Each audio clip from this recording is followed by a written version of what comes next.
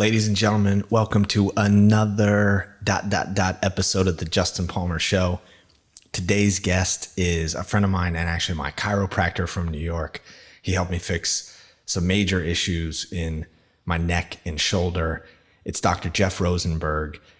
He shared an incredible story about just overcoming adversity and challenge in his life. And he was so real with it that you could feel it. And he came to such an incredible conclusion on the learning lesson from it that I think it's something that anyone can get value from.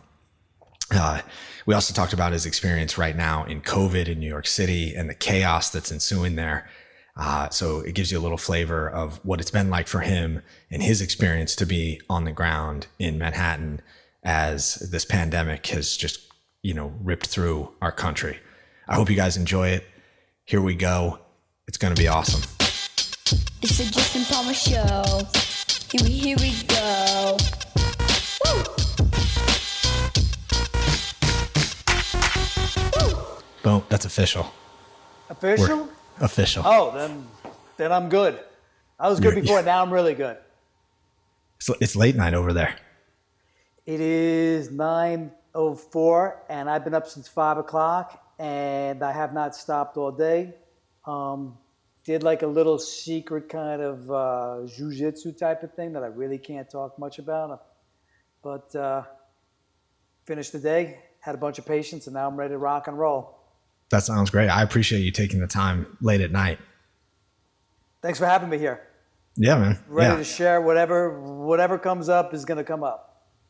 Dude, I like that. Completely open. That's how it's going to work. Yeah. Well, I think where I wanted to kind of kick this off is you mentioned in passing a couple weeks ago that you were homeless at one point. And I thought that would be an incredible starting point to just understand that story. Sure. If you don't mind sharing. No. I like to share the story because it's one of those things. There's so many facets to the story. So if I kind of like go like off too far, or I get caught like lost in a rabbit hole, just stop me. Or if you want me to get in the rabbit hole, that's fine. Let's go to the rabbit holes. Sure. So I had a very successful practice, and there were a lot of changes in the insurance industry. And I had an insurance company come after me. I'm not going to mention which one, but they came after me. And when I say came after me, I mean they stopped paying me. And I was bringing in a little over $1 million a year. And I don't say that to be boastful. I say that just as a matter of fact.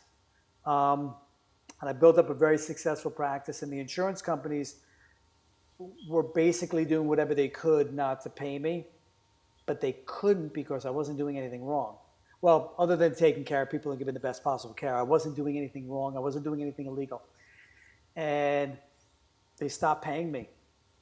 And it was almost like literally going from living on like the highest, of highs to the lowest of lows, like literally like that.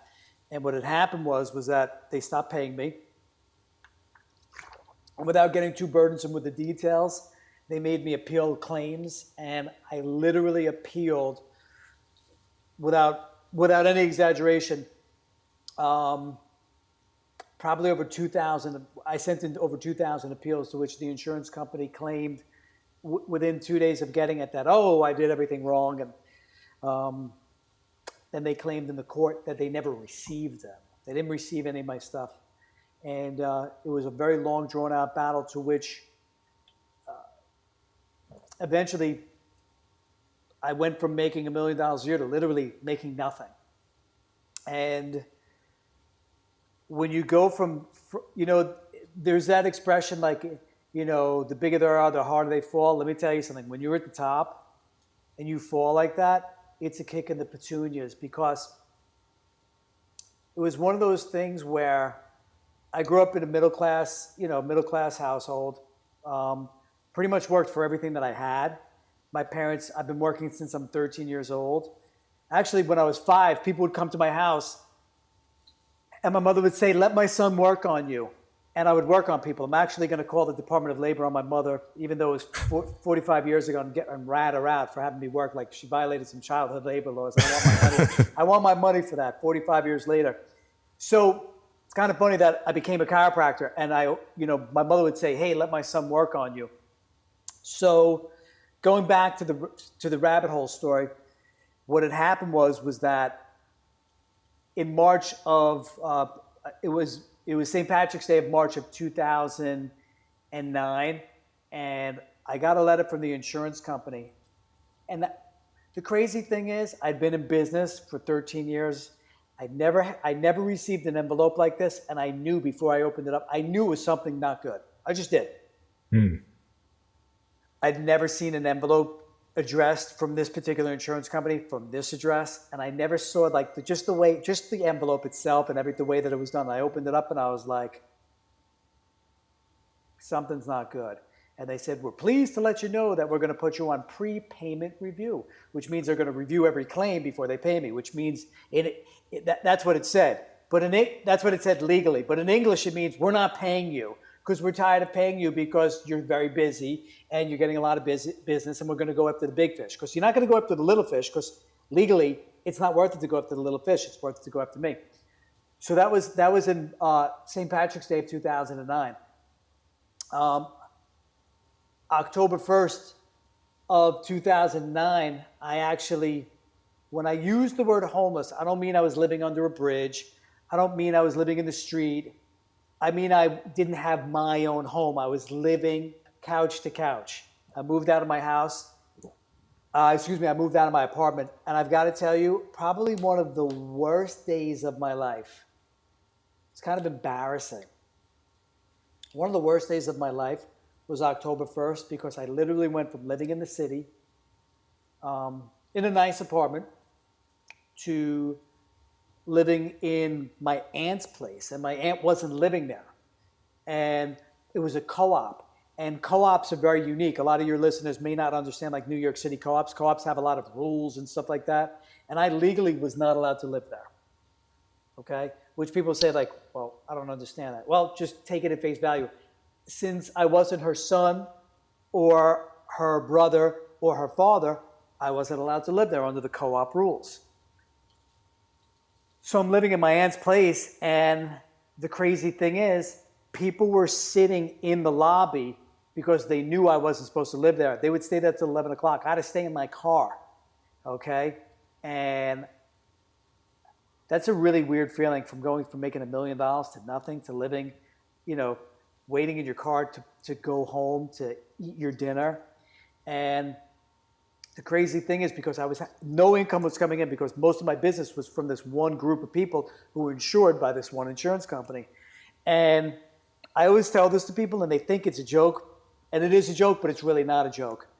When I would get up in the morning and go to do my hair and put whatever in my hair, I'd always be like, oh my God, I'm so broke. I only want to put this much hair gel in my hair. And people are like, well, you don't really have that much hair. I go, no, that's not the point. The point is, in my mind, I was living in such a lack of abundance that I'm like, oh my God, if I use this much more hair gel, I'm not going to be able to eat dinner. And that's not, I say it kidding, but that was where my mind was. I was living in such a poverty consciousness that my brain was living in this panic and fear mode that I was like, okay, I've only done one style of business and it's being taken away from me. What do I do? And I lived in my aunt's place for approximately, I think it was a little over a year. And then I ended up living at my sister's place, which was kind of humiliating. Because, again, I went from this $1 million practice to living with my sister and my niece. And my niece was very young at the time. I think my niece was 8 or 7, and my niece thought why is Uncle Jeff living underneath the radiators? Okay, I wasn't living underneath the radiators, but why is Uncle Jeff living here? And it was kind of she knew 1 + 1 = 2, and she just got this sense something's off, and it was a really humiliating feeling. And I would go to work every day and I was fighting tooth and nail to number one with this battle, okay? And I had moved out of the city, which to me, like New York City, forget about what's going on right now. But prior to the pandemic and prior to this mayor that we have here that's completely destroying the city, New York City for a lot of people, as you well know, was the dream place, correct? Yeah, like absolutely. That's where dreams are made, New York City. It's the center of the fucking universe, man. Center of the universe, center of capitalism, center of everything. Yeah. And the thing is, it's like, I literally felt like if you took a combination of Dan Aykroyd in Trading Places and Michael Douglas in the movie, I think The Game, I felt like somebody was playing a trick on me. Somebody was playing a joke on me because I'm in this battle, like in the courts, trying to get paid, and I'm not socializing with anybody. And everybody's kind of like moving ahead with their lives. And when I say that, I don't mean that with any jealousy in my heart. I mean that like it's nobody's responsibility to like stop their life. Of course, I'm in the middle of like, you know, a shitstorm of legal BS. Now, I just want everybody to understand something. I was involved in a very big lawsuit to get paid. And I just want everybody to understand, I wasn't being sued. I was the one suing the insurance company. For non-payment. For non-payment of claims. And I can't say which one. It doesn't, you know. Yeah, well, it doesn't matter, right? It's just, you know, it's one of those things. And the thing is like, I was having conversations with people about it, and people would be like, well, what'd you do wrong that you're not getting paid? And I'd be like, excuse me? Like, so that's another rabbit hole of like your ego's getting like totally fucked with because people are questioning your integrity. Mm. So you go from making all this money to living at your aunt's. Then my aunt sold the place. I had to move out. Then I was living at my sister's place under the radiators with the, you know, and, not really, but, you know, in my mind, I'm living Cramped. like, you know, under the furnace. Yeah. And that was also in New York City, or that was out of New York City? No. So the thing was, my aunt's place and my sister's place were on Long Island. To me, that was a nightmare. So I went from making all this money to being involved in this whole big thing to living with my relatives at the age of like 40. And it's like, you know, it completely shut off my social life for many different reasons. Number one, I wasn't in the mood or the mindset, or I didn't have the tools and the skills that I do now to deal with other people, no less my best friends. I was in a really bad space in my head. I didn't have any money. And I'm sure my friends would have been like, listen, you want to come out? We'll buy you beers. We'll pay. Like, don't worry about it. But I wasn't there. I wasn't in that place. And the other truth is that everybody was moving ahead in their lives. Their lives were still going on. They were making money. They were going to get involved with their wives or their girlfriends or their fiancés and stuff. And I just felt like, you know, I don't want to be a burden to anybody. Like, I'm really in this dark place. I'm in this dark place where, you know, it's like they say, like, if you're going through hell, keep going. It's like that old thing, you know, if you're going to hell, enjoy the fucking ride. There really wasn't that much to enjoy because, you know, at the time when I was going through hell, you know, there was nobody around socially. And the other thing is my dating life came to a complete halt because of two reasons. Number one, I didn't want to be where I was in life, both emotionally and location-wise. Like, I don't want to be on Long Island. Like, Long Island sucks. You know, like, what single person wants to live on Long Island? You know, not saying that. I'm saying I don't want to. I don't want to. Everybody has different preferences and tastes. Yeah, exactly. If anybody from Long Island's listening, it's a great place in the summertime on the East End. Exactly. So, and there was another facet too. I was in such a bad place, both financially and emotionally, that like there were two facets to it. Number one, I had this thing in my ego, like who would want to date me right now? Like I'm like damaged goods right now, you know? And I'm not going to say those are the words that I said to myself, but you just feel like who wants to, and now that the truth of the matter is, who wants to be around that? I'm going through a massive lawsuit and I'm completely losing my empire that I built up, you know, I had help from other people. I'm not one of those guys that said like I made everything myself. No, I had people help me. I had some great employees. I had some really great business contacts of people who trusted me, who were gracious enough to give me business when I was a young kid. Didn't know me from anything, and they just trusted my integrity. And they were like, "Hey, we like who you are. We like your message. We're going to go with that."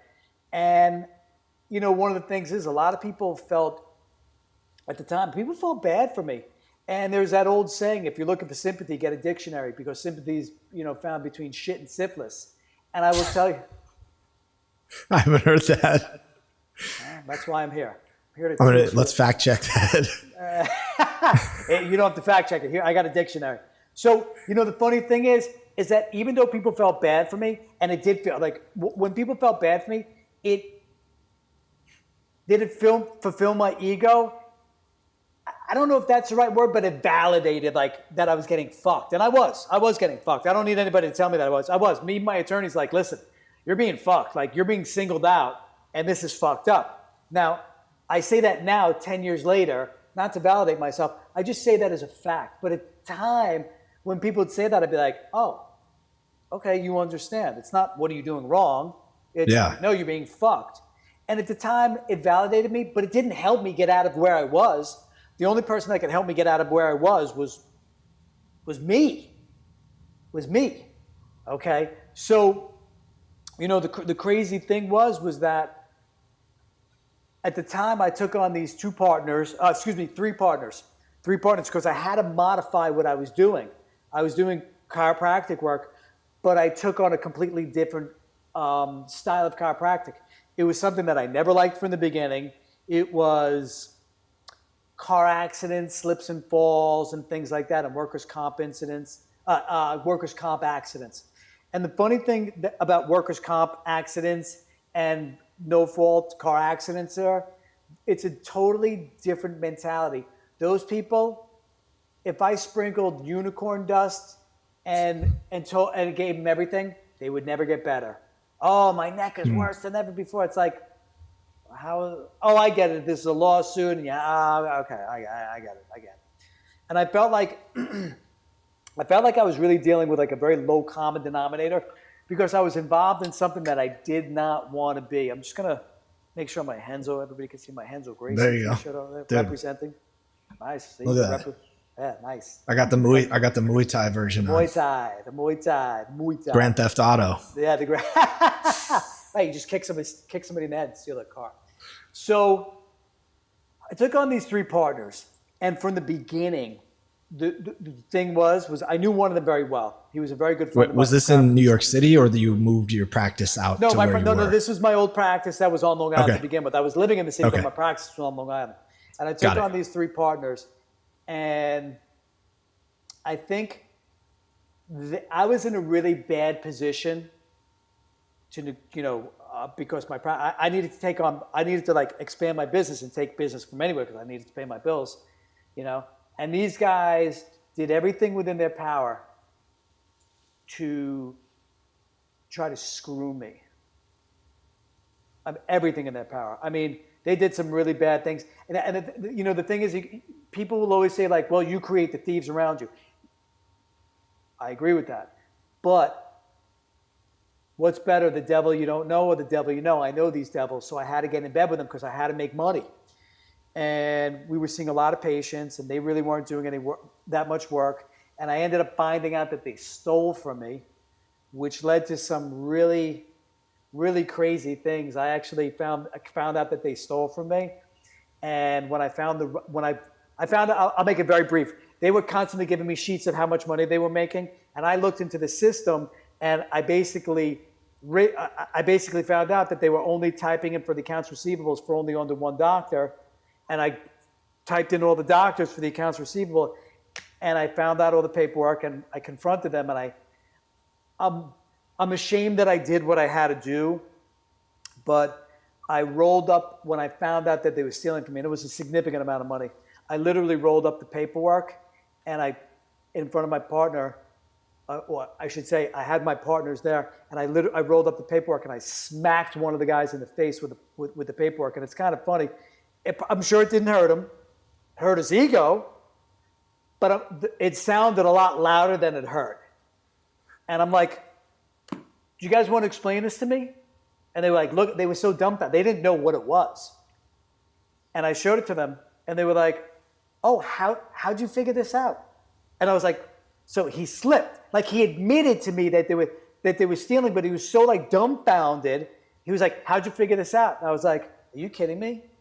You're stealing from me? I'm like, you guys are supposed to be my friends and helping me out. So what happened was, I'm going through this whole thing. My brain's going crazy. I'm like, these guys are stealing money from me.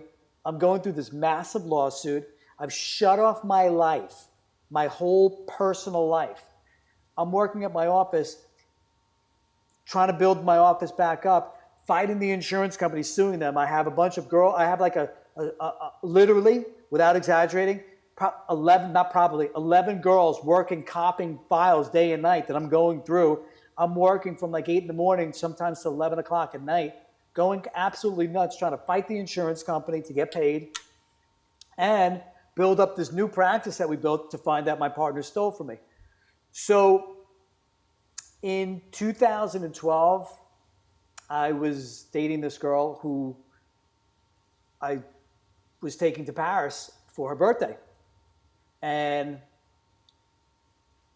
she had broken up with me about a month before I was taking her to Paris, which I understand. At the time, I was not the world's most eligible bachelor. I will put it that way. And I admit it gladly. Probably the best thing that ever happened to me. Because it really, if you want to talk about something that changed my life, this is where my life changed. So I decided to go to Paris. I bought tickets for her and I to go to Paris. And I ended up taking her ticket and actually using it for myself months later. So I went to Paris, and on the way there, I'm flying there.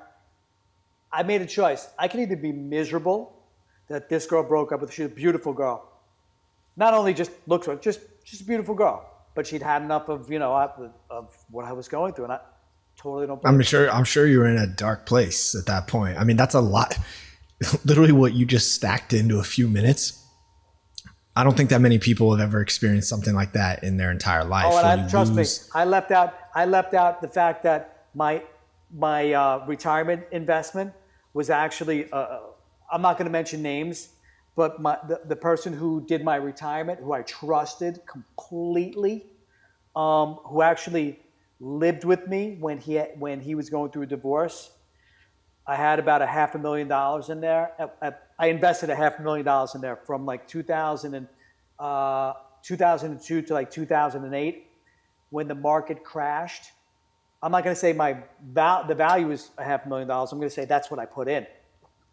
When the market crashed, there was a gate. I'm sure you understand about gates. They put up a gate, and he made it impossible for me. And I only got back less than 10% of what I put in. So that's another thing that happened to me. Yeah. And I also invested in a pre-construction apartment on Collins Avenue, which crashed. So I lost my apartment in Miami. I lost my investments. I lost my business. I also the pressure of, I mean, a lawsuit for anybody who hasn't been involved in a lawsuit. Oh my God, a lawsuit. The pressure of it is it's fucking next level. It is next level. I could honestly understand, I'm not saying that I could accept it, but I could understand why people would say, you know what, I've had enough and I just want to like end this. Yeah. Totally. I'm not saying you should. I'm saying I could understand why somebody would think that. The psychological pressure of a lawsuit, especially when it's something that impacts your livlivelihood like that. Like it's not just my income stream was shut off. That's intense. And it took me 13 years to build this business. It was shut off literally overnight. So my apartment in Miami, my retirement account, my current income stream, and in addition to that, I bought a house to put my practice in, and after I purchased it, the contractor that came there said the house was collapsing, and the guy who was the engineer screwed up the report. That cost me $100,000 to fix it. So I went through, this was all literally within a year and a half that I went through. It's just a bad year and a half. Oh, yeah. Wow. Yeah. And this is, the funny thing is, this is not a story that I tell a lot of that I tell a lot of people. Actually, I really don't talk about it that much. I mean, I know you and I have dabbled in it, but I haven't told you everything, and there's a lot more. There's more than meets the eye. So, I was a very difficult guy to get along with at the time. I went through a lot of, in my mind, violent thoughts. I didn't say I did it, but I will say anybody who says that they wouldn't go through that is full of shit. Because how could you not? I mean, I'm getting attacked. My apartment in Miami, I had this beautiful apartment, this pre-construction apartment. It was beautiful. That was my dream apartment. That to me, more than a lot of the other money, was probably the biggest kick in my pants. Because, the money's one thing. And a lot of times people say you can make up money. It's like, okay, well, if I can make it up, why don't you give it to me? But yes, I get the point. You could always make the money. But in my mind, my apartment in Miami was my fantasy getaway. I love Miami. To me, Miami is that's my peace. That's my, that's my getaway place. And I bought an apartment facing the water on the beach in Miami. Like, at the time I purchased it, I was 35 years old. My mother was so proud of me. My parents were proud of me, and stuff like that. And to have all that taken away from me, to being homeless, is just such a mind fuck. I mean, it's such a mind fuck. So getting back to being on the plane, my girlfriend had broken up with me a month before, and we planned this whole thing. I planned this whole thing out. This really, nice vacation in Paris, and everybody's like, dude, don't go. And I'm like, no. You don't understand. If I don't go, I'm going to allow myself to succumb to like all these bad emotions and stuff like that. And not going will end up really kicking me in the ass. And to me, Paris is always this dream place. Can't explain it. There's very few, like in my mind, I love Paris. Paris is like this. Just when I say romantic, I don't mean romantic like sexually or feelings with a girl. I don't mean that. That's not what I'm talking about. Like you romanticize about something. Like to me, Paris, I romanticize about Paris. I just always have, ever since I'm a little kid. Very few places I feel that way about. So, well, you like smoke cigarettes there and drink coffee and, I don't know. Oh yeah, it's totally. Just it's an incredible place. Of like Gauloise French cigarettes, like oui, So I had this like fantasy of Paris. And now I'm going with this girl who's like, she's such a beautiful girl. So she breaks up with me, and it was really it was kind of an ugly breakup. It was really not a nice one, but whatever. It was what it was. And on the way there, I had this like, this is not my life. What do I want? And this is before doing any personal growth and development stuff. This had nothing to do with it. This is like something in my mind clicked like, my man, this isn't you. And you were meant to do something a lot bigger. You were not meant to, this life that you're living now, it's not you. It's meant to teach you a lesson. What do you want? And I'm sitting on the plane to Paris, and I'm like, is like the stewardess talking to me? Because it sounds like my voice. And the stewardess is a lot prettier than my voice, but that's not her talking. That's me. And I was like, you know what? I got to get a piece of paper and just write stuff down. And I'm like, what do I want? Because I don't want this. Because this is misery. I'm by myself 24/7. Other than going to my office, but I'm not socializing with my friends. I'm completely isolated from everybody. And my parents, to say that this didn't affect my parents, my father's no longer with us right now, but God rest his soul. But, to say that this did not affect my parents, how could it not? Yeah. And everybody, my friends too. My friends were affected. When I moved out of the city, I'm not going to say who, one of my best friends, we went out for lunch and he was crying. Like, not like I feel bad for you. Like, he was literally crying for me. And I was like, I almost started crying because it's like, he's like, you've been through so much shit.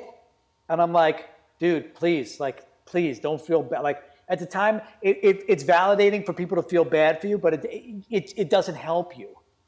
Right. That's why I'm saying if you're looking for sympathy, go to a dictionary. It's between shit and syphilis. So anyway, I'm on the flight going to Paris, and I'm writing down, like, I need to practice.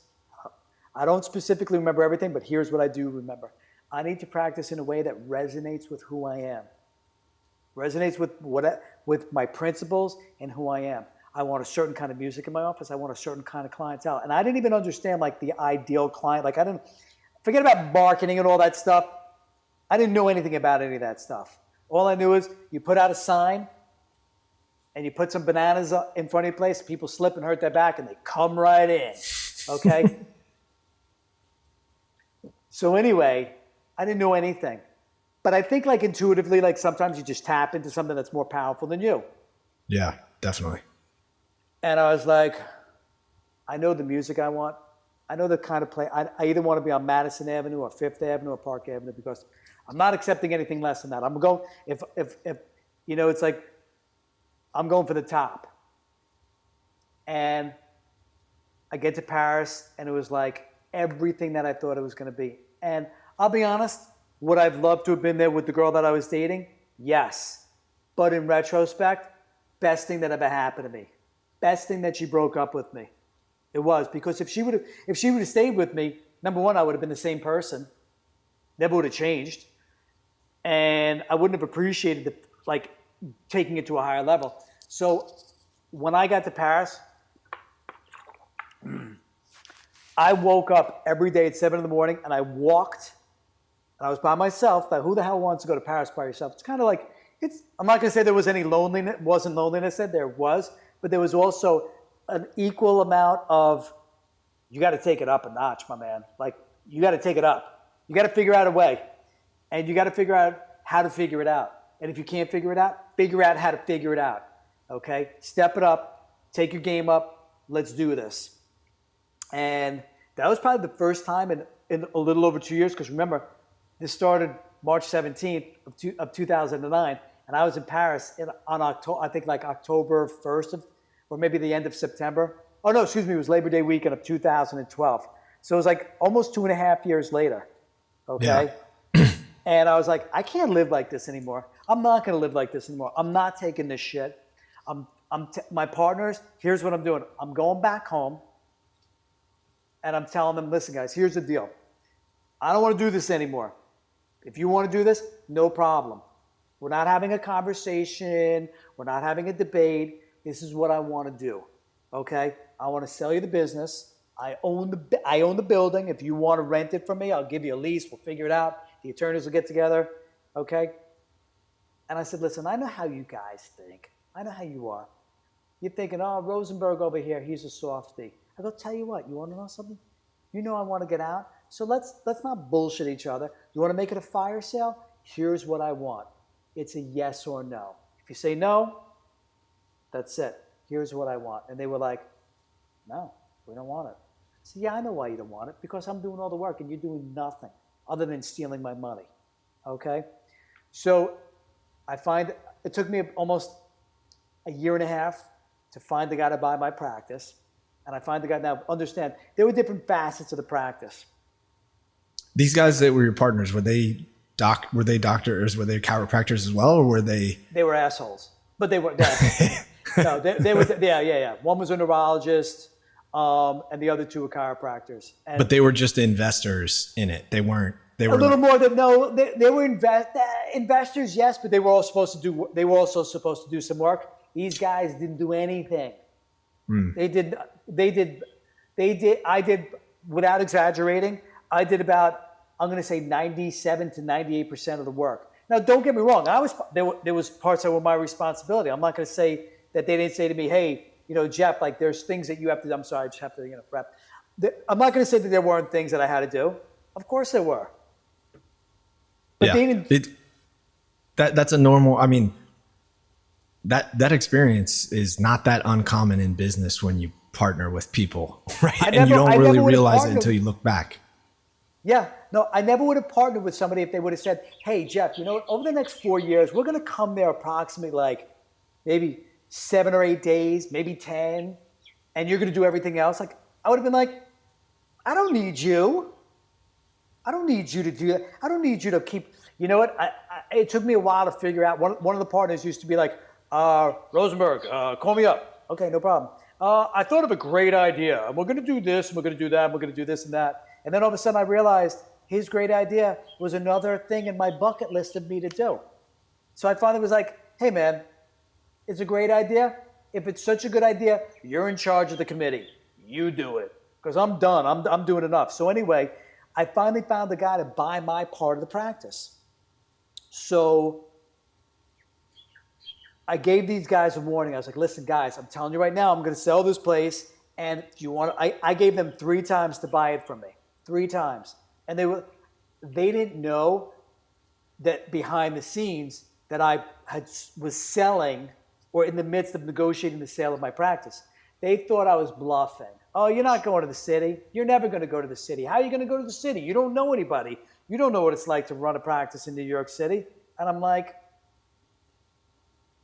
I'm going to figure out how to figure it out. What does that mean? Well, I'm going to figure out how to figure it out. I'm going to figure out who I need to know, who knows the people I need to know. That's it. That's all I need to do. So anyway, they thought I was bluffing. So on August 1st of, was it August 1st? I think it was, it was August 1st. I think it was August 1st. Yes, it was August 1st. It was August 1st of 2014. I'm sitting in my attorney's office, and my attorney said to me, are you ready? And I said, ready for what? He goes, well, you have the escrow check for the sale of the practice, and we have, with your partners, on the contracts, they have a 60-day order to vacate. And I was like, oh, okay. He goes, where should we send it to? I go, all 3 of my partners, I knew where they were on that day. It was a Wednesday, and I knew where they were. They were all in the same office. They all sat there at a certain time. I knew what they did. I faxed them the order to vacate within 60 days, and within 2 minutes, my phone was blowing up, text messages, calls, emails. Rosenberg, what the fuck is going on? What are you doing? My attorney said to me, don't answer. Don't answer anything. Shut your mouth. Don't say a word. I was like, that's the best legal advice. That's the best. That's a good attorney. That's a good attorney. That's a good attorney. That's priceless legal work. So that's also good, like, conscious practice too. You know, it's just like let it sail out there, let the smoke clear, and level your own head. You know, you are so on the money, and that's you know, it's funny, like in a subconscious way, like I probably thought that, but it's true. There's nothing better than instead of fighting with people. First of all, I don't like fighting with anybody because it burns my guts on the inside. Like I feel it. Okay. And there's nothing better than allowing somebody else like to get crazed on, like, let them be crazy. It's okay. I don't need to be part of your craziness. You want to, even when it comes to like dating girls, like they have like this craze, like when you're done being crazy, let's sit down and talk. But getting back, it's kind of my strategy with my kids. Yeah, it's like you have to do that. Like it's like adults need to be taught that. It's like when you're done being a child, we'll talk. Right. So anyway, these guys were so crazed and so besides themselves. How could you do that to us? I didn't do anything to you. I gave you guys opportunities. I gave you the chance to buy me out. And I gave it to you at I even said to you the word was a fire sale because I know how you are. And I know that I was in a very weak position. So I'm not going to sit there and try to lollygag you and try to charm the balls off a brass monkey because we're not there. This is what you want to buy me out for? No problem. I gave you the chance 3 times. You thought I was bluffing you. You thought I was bluffing you. You thought you were going to steal from me for the rest of your lives. You think you're going to steal from me and get away with it? Well, now you can take your shit and get the fuck out because now you're thrown out. And not only were they thrown out, but within 60 days, That didn't give them enough time to do their due diligence to find another place, because you got to build it out, you got to get zoned for it, you got to get your certificate of occupancy. And I just want to say one thing. This was not, to you, and I know I'd have to say it to you, but to like people who are listening to this podcast, this was not like I'm going to be a dick and give it to you guys. That's not what this was. This was, I'm working within the bounds of the universe. I'm asking you guys to work with me, not steal from me. And I'm also asking you guys, hey guys, listen, this is a great opportunity. I own the building. You know I'm a good landlord. Whatever needs to be done will be done. I'll give you a great lease. Buy me out of the fire sale. And you said no. Did you think I'm just going to sit there for the rest of my life and be involved in something that I don't want to be involved with? And not only that, you thought that you're going to try to talk me out of growing as a person, of being a better person, of being my best self. You're going to try to talk me out of doing that so that you could make more money? It's not how it works. So this wasn't done to be a dick. This was done so that I can grow. And the fact that they got hurt, I wasn't trying to hurt somebody. I was trying to grow. But in the interim, hey, listen, if you're going to do that to people and you're going to stop people from trying to grow and live their life and be their best self and be who they really want to be prepared. Yeah, for sure. Be prepared. And especially coming off a 5-year, you're talking about a 5-year stretch of just getting personally hammered from every direction of your life. I mean, it's having been there in a different set of circumstances in different ways. It's it doesn't sound harsh to me, right? Sometimes that's just business, right? I mean, also I've been a landlord in New York, so I know, sometimes you got to people will just take advantage of a situation, right? And sometimes you have to just move to pressure that to change the situation. Right. No. And you're right. Everything you said is right, and you qualified it very well. I just want to let people know who are listening to this who may not know me, or even if they know me or they don't know me. I'm not saying this to defend myself by any means. I'm letting people know that the reason why I'm saying this is, and again, I'm not defending myself, because trust me, I said this. I had a lot of feelings. Like I want to strangle these guys. Okay, if that's not enough. What I'm really getting at is part of my growth was I'm giving you this is what you asked for. This is what you got. Don't be mad at me. Don't be mad at me. Totally. That's really what I'm saying. I'm saying like it wasn't done with a fuck you. It was done, hey, listen, this is business. And because you put me in this situation and you cornered me, now this is what I'm working within the legal framework that I have. And guess what? Don't be mad at me. Right. Hey, dude, you don't have to apologize. I love the line of like, I'd like to apologize to absolutely fucking no one.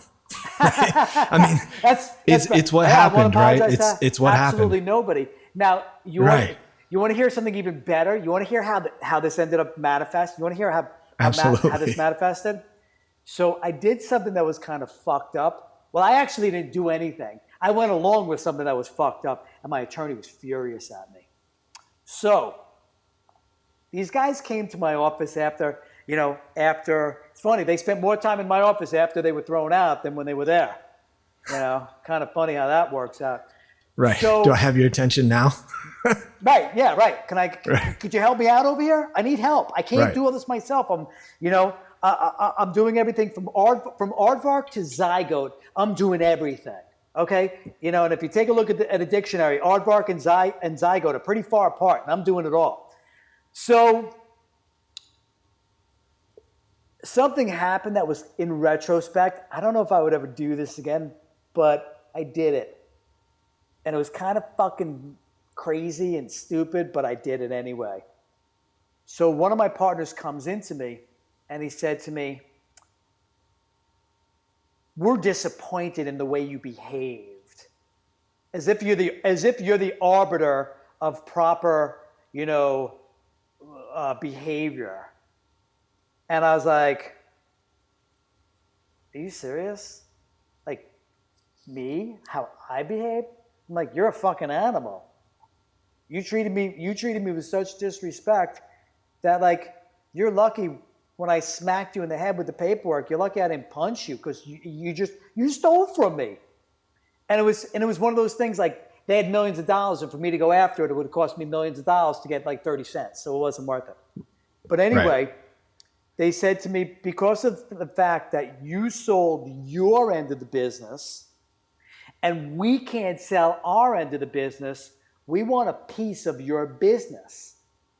And I was like, a piece of the old business that you sold, or a piece of the new, the new business? Yeah, there were different facets of the business. Like there were management companies, and there was like it was like a lot of complex agreements. There was like I got paid from the management company because I managed their business, the venture, right? Yeah, and there was a part of my business that was solely chiropractic that they had no rights to, zero rights to.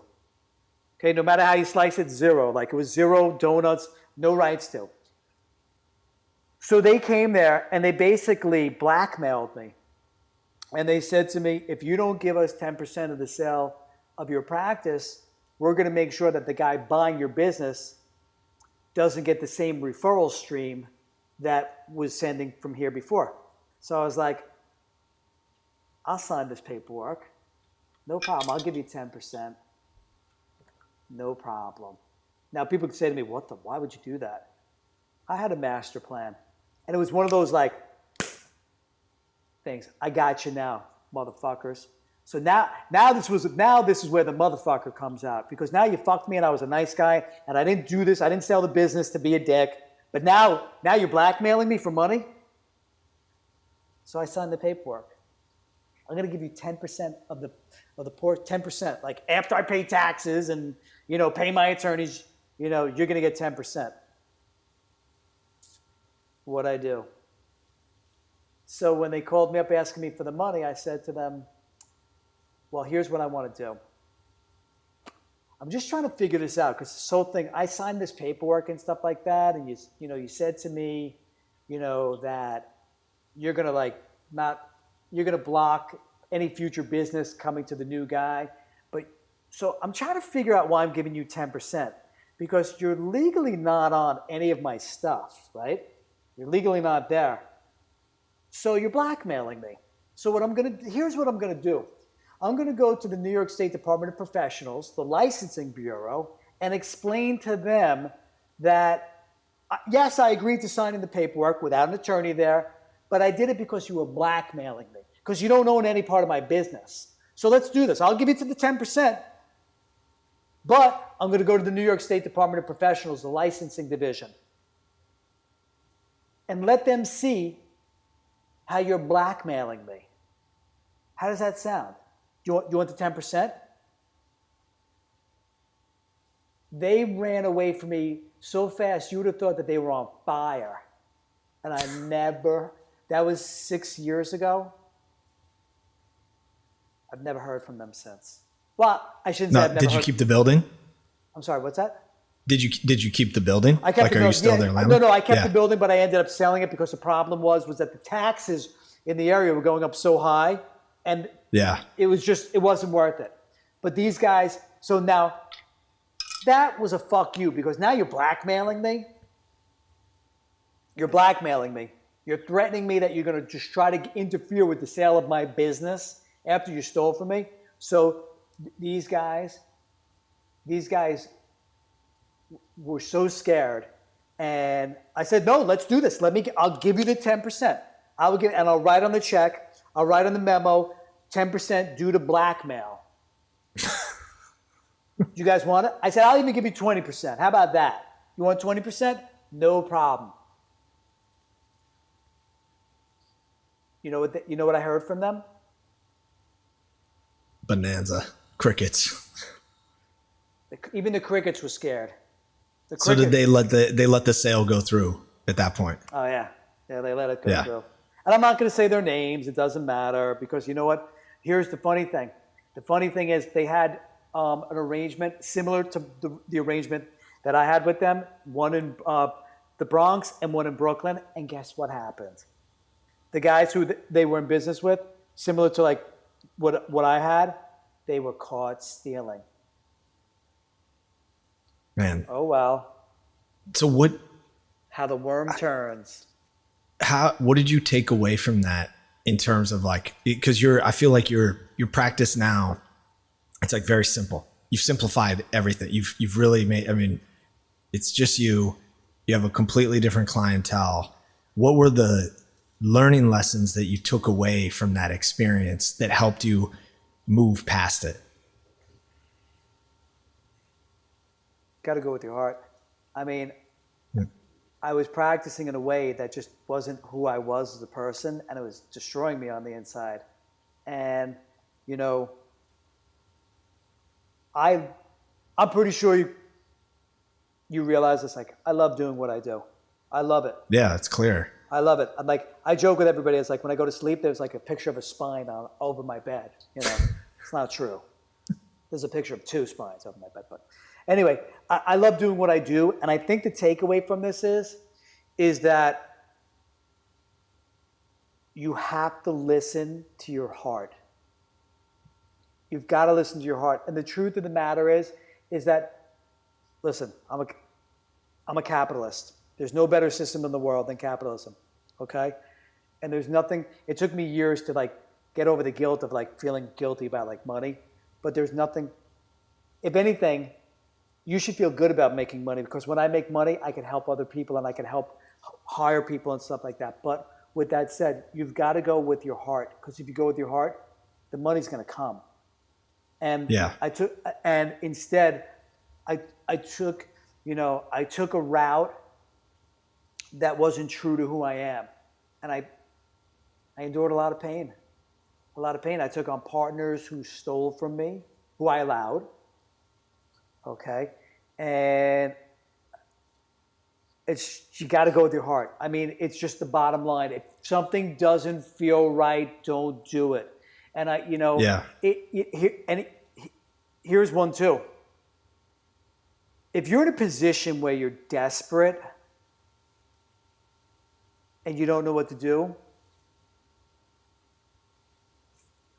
success leaves clues. Find people who've figured it out.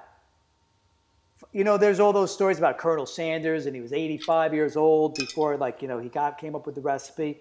You know, I think the thing is, if you really want to be successful, and success is not only about money, but don't get me wrong, it's kind of hard to be successful without having any financial gains. I mean, part of success. If you really want to be successful, find out what other people did. And what I did was, when I was going through the lawsuit, I came from such a lack of abundance, and I was like, oh my God, I got to do anything to make money. I got to do anything to get anything. And I paid the price. I paid the ultimate price. I was seeing patients who I didn't want to see. People would come and be like, hey, my back only hurts a little bit, but I want you to write a report saying that I'm really, really, really hurt. Like, what's the difference between being really hurt and really, really hurt, really hurt? It's like you double secret, like triple secret, like top secret probation, like you don't know you're really in trouble. And it's like, I paid the price by not listening to my heart. And instead of trying to, I took the easy way out. I jumped on board with a bunch of people who I didn't like the way that they did business, because I never wanted to be involved with personal injury and car accidents and stuff. And there's nothing wrong with that, because if somebody gets hurt in an accident, they're going to need somebody to help them. Sure. I didn't listen to my heart. I really didn't. I allowed myself to lower my standards to save my skin. I allowed other people to come in and save me, so to speak. Like, these guys were my saviors. And I think the thing is, if you're going to rely on other people to save your skin, get a mirror, because the person in front of the mirror is going to be the one who's going to save your ass, not the guy. It's like you're avoiding the work on yourself, if that makes sense. Yeah. Yeah, no one's going to do it for you. Nobody's going to do the work for you. Nobody's going to do it for you. I mean, once in a while in life, you're going to meet somebody who's going to be very kind to you and help you out. But you had to do the work for them to come into your life. You're not going to be a piece of garbage and they're going to come and save you. It doesn't work. Well, even to be able to recognize it, right? That's what I found. Even to be able to recognize that person is there to help you. And so those moments, like they're still very close, right? 2014, 2012 was not that long ago. And I'm sure there's an element of you that's still processing. I mean, what you said is beautiful. And I 100% agree with it. It's like, if you're not playing from your heart, there's something, you've got to find a place where you can align your heart with what you do every day, whatever that is. Right. And you know what the thing is too? It's like, at the time, I didn't have the tools and the skills to say what I'm saying now.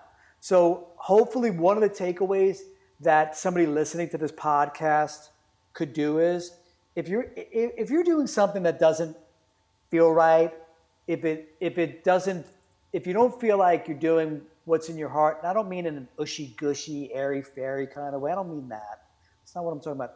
You know when something doesn't feel right. It's your gut. You just get a gut instinct like, this isn't me. The most simple way, without going through, hundreds of thousands of dollars in personal growth and, courses and stuff like that. And it's no secret that I've done that stuff, because I have. I've spent a lot of money on it. Same. And it's really funny, really funny. I'll sidetrack for a little bit. This is kind of a funny story. One day my parents said, like, they sat me down and they were like, this is after doing a lot of personal growth and development, we're finding you to be very arrogant. Oh, you are. And we also think you've been brainwashed. And I was like, you're right. I was brainwashed. I had to wash my brain to get all this crap that I had out, that I learned. This lack of abundance, this lack of fortitude that I didn't know that I had. Okay?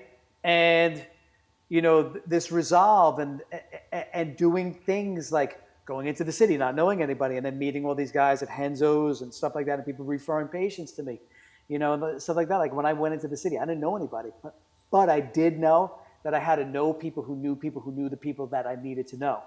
And I think the takeaway is, for people who, if you're listening to this and you got lost down the rabbit hole from me, if there's one thing you could, not one thing, if there's a few things that you could take away is, if you're living right now in a lack of abundance, it's not going to help you. It really isn't. And I don't mean that if you need to do something that's going to cost you $1 million, that you could do it with $1. That's not what I'm talking about. But there are certain things that you could do without money, like having conversations with people. And totally. And taking care of yourself. Yeah, it doesn't cost. Meditating. Yeah, meditate. Box breathing, right? What's that? Box breathing. Box breathing. Oh my God, box breathing is one of the most simple things. You don't need any money. Breathe in through your nose 4 seconds, hold it 4 seconds, let it out for 4 seconds, and just chill. Like, it's really funny, because every once in a while I meditate a little less than normal, and I feel like, okay, I'm going to get back to it. I'm going to get deeper into it. And one of the things is like, I always had this thing, like, I had two things. Number one, like, I don't know how to meditate. I can't. It's like, nobody knows how to meditate. It's a practice. Your mind, totally. My mind's not silent when I meditate. Newsflash, your heart's not going to stop beating and your mind's not going to stop talking to you. So get over yourself. Your mind's not going to stop. Your heart's not going to stop. You're not going to stop breathing. And your mind, it works the same way. You got all this stuff that's constantly going on in there. So, if one of the takeaways are, if you're not doing any form of meditation to get into, like, deeper into who you are, get into it. And, the other thing is, if your heart is telling you something, you got to go with that one. That's a great one. Yeah. I mean, I feel like you could live by that, and you will find your way to whatever it is you're looking for in life. Yeah. Right. It is. Yeah. It's going to happen. And the funny thing is, I think, tell me if you agree with this. And if you don't, that's fine. I think one of the things that pushes a lot of people off from, like, if they're listening to your podcast and they're getting involved, they're going through, like, a really just dark period in their life, and they're going through personal growth and development, and they're like, this is bullshit, all this, the positive thinking. First of all, it's not positive thinking, because positive thinking is like someone's got a knife to your throat and you're like, I'm going to have a great day. It's like, no, right now I have a knife to my throat, but I'm going to have to deal with that. That's a pretty shitty situation, But I think one of the things is, and I'm sure you've met people along the way that are like this. They're going through a dark crisis in their life, and they think, okay, I'm going to meditate. I'm going to close my eyes, and it's going to be gone. Nah, sorry, my friends, doesn't work like that. You're going to have to feel the pain for a long time. You're going to have to feel the pain. Yeah. And one of the reasons why eventually it's going to work out is because you can't focus on something and it not work. You know, it's going to work eventually, you know. So I wanted to transition to something that you mentioned, which was, you kind of brushed over it. You mentioned how you got into Renzo Gracie's New York City, shout out, and how you got into training and how you got into helping those guys. Because when I met you through Professor Fabio, who was a guest on the show, incredible listen if you haven't heard his story. He's that guy's an enlightened jiu-jitsu soul. And it was clear to me from the beginning that you were passionate about what you do. You were passionate about helping people who are athletes, and you've transformed what was a really challenging situation into something that aligns with your heart, in your words, right? Where you're helping fighters, you're helping professional athletes on a daily basis. So I'd love to hear, venturing into the jiu-jitsu journey, I'd love to hear how you got started training and helping those guys. Sure. So I was doing Muay Thai for a little bit, and I was doing it with this guy who was like an absolute psychopath. The first day that I went to his school, he's like, hey, if you join up and pay for the year in cash, I'll give it to you for this. I was like, okay. So I paid for it in cash.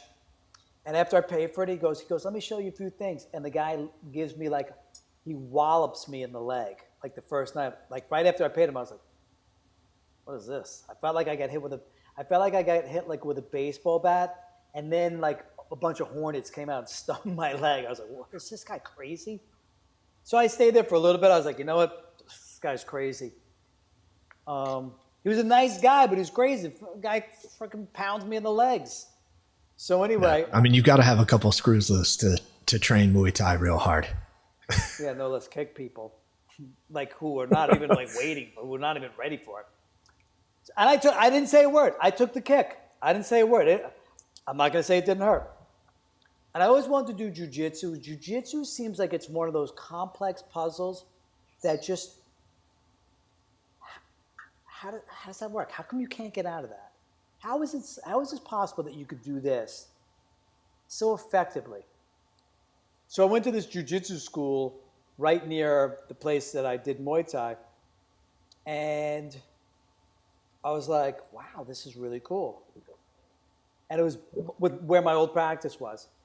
But I ended up selling my practice, and I went to the guy who I was studying under. Was like, you got to go to Renzo's. He goes, just go there.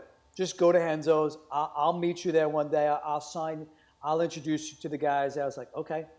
And I walked in there, and I remember the first day I walked into there, I was like, man, this place is pretty intimidating. It's intimidating.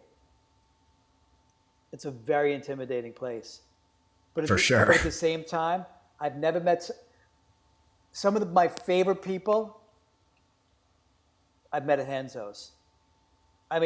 Definitely. I could list easily 50 people that I like, probably more than that I've met at Renzo's, that I'm like, they're my favorite people. And the thing with Renzo's is that the leader of the ship, Renzo, has such a magnetic personality that it just, even when he's not there, it's like when you go to Renzo's, it's like you feel and know that you are in a special place that there's no other place in the world. Like, it's like the Disney World of like martial arts. And you go there, yeah, and you just, from the way that it's managed to the way that they treat you, to the way that just everything about it. Everybody there is always nice. The instructors are always friendly. Anytime you have a question, you could ask 7 black belts a question and get 7 different answers, but they're all right. Not they're all right. They are all correct. Yeah, and they're all right too. But I like that, right? A little play on words. So the first time I went there, I was like, man, this is a scary place. And I remember the first time I went there, I'm in the locker room and there's this guy. And if he ever watches, if this guy ever watches this podcast, he's going to know I'm talking about him. So I'm in the locker room and I'm changing. And there's a guy there and he has a tattoo on his back and it's Flint. Like, not The Rock, but Flint, Detroit. Yeah, Michigan. And the L is a gun. It's a pistol.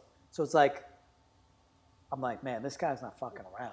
I'm like, holy shit, this guy's a psychopath.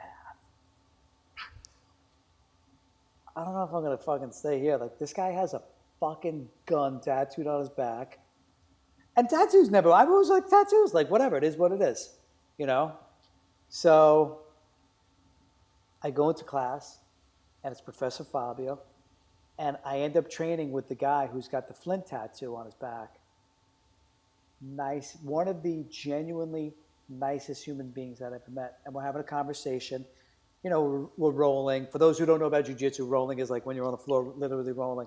I'm like, this guy's just a nice guy. Just happens to have a tattoo on his back with a gun on it. That's it. It's no more, no less, at face value.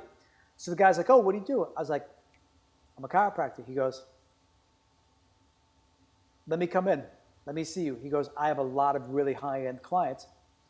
If I like you, I'll send you patients. So the guy comes in, he came in that day, and the guy was totally on the money. Like, he was no bullshit. Like, send me a bunch of like really like well-known people, and I'm kind of like, wow, this is crazy. I'm like kind of anxiety riddled. I'm seeing like really well-known people, and this guy's sending them into me. And the next person to come in, I'm having a conversation with Professor Fabio in the locker room, and he's like, what do you do? I said, I'm a chiropractor. And he kind of gave me that like, yeah, okay, like, you're a chiropractor? Like, you're just saying that because that's what you want me to hear. I'm like, no, really, I'm a chiropractor. He's like, good, I'm going to come in this afternoon. I was like, cool. Comes in. And I only knew him from taking like 5 or 6 classes. So I'm like, man, this is like the nicest guy. He's just a genuinely good person. What more could you say? You know? Nothing. You have to meet him in person to understand more than that. Yeah, he's just a good guy. You know, and MMA and mixed martial arts and like jiu-jitsu has this like, people don't know anything about it. Like, oh, they're like that. I'm like, no, they're not. Some of the nicest people I've ever met are pro fighters and MMA, as well as like jiu-jitsu guys. They just are. Yeah. I think it's because they're not trying to prove anything. Oh, yeah. You know what I mean? Oh. Like when you get the shit kicked out of you for 2 hours every day. Nothing, yeah. When you go in, right? Like whatever. You lose that. Yeah, you just whatever. lose the ego component of things, right? Yeah. It starts to float away. Oh, yeah. Listen, I was training today, you know, with a bunch of people in a secret locale that I can't mention. You know, there's no ego there. Yeah. And you're getting choked. You're getting armbarred, triangle choked. And but the thing, getting back to like Fabio came in, he's like, he was very pleased with what I did with him. So he started sending other people, and it grew like this. You know? Wow. And it's like everything in life. Like, first people have to trust you, and then all of a sudden, boom, and it expands. And you want something? I'm forever grateful. I really am, because number one, I never went to Henzo's with the idea of saying like, oh, all these guys are going to come to me. Listen, I figured somebody would, because it's just, you know. People are getting their neck cranked. They're going to need somebody to adjust it. Somebody's going to need to come and see me. I mean, you know, statistically speaking, somebody's going to come in. I never thought that it would lead to what it is. That wasn't the intention. Yes, of course, I'd like to meet people and stuff like that. But I never went in there thinking like, oh, you know, I'm going to go in there and people are going to come. Like, and the truth of the matter is, you know what? You want something? There's other guys and girls in there who are practitioners, massage therapists, and acupuncturists. And you want something? Never step out. Like, there's plenty of business for everybody. I never sell myself. I don't push myself. Actually, there's people come over to me. You know, hey, I saw your videos on Instagram, and you're working with, you know, this guy and that guy, and I saw you working with, like, you know, UFC champions and stuff like that. And the truth of the matter is that's how it morphed into it. Here's the thing. Everything that manifested came from my heart. Everything that came from my heart. I never asked anybody like, hey, could you send me this person? People did that for me. And I'm very grateful. And there's a bunch of people at Henzo's that really, a lot of people hooked me up, but there's some people who really hooked me up big time. And there's a lot of other people that I don't want to mention people's names on there because if I forget somebody, people will be upset with me, but they know who they are. The whole squad.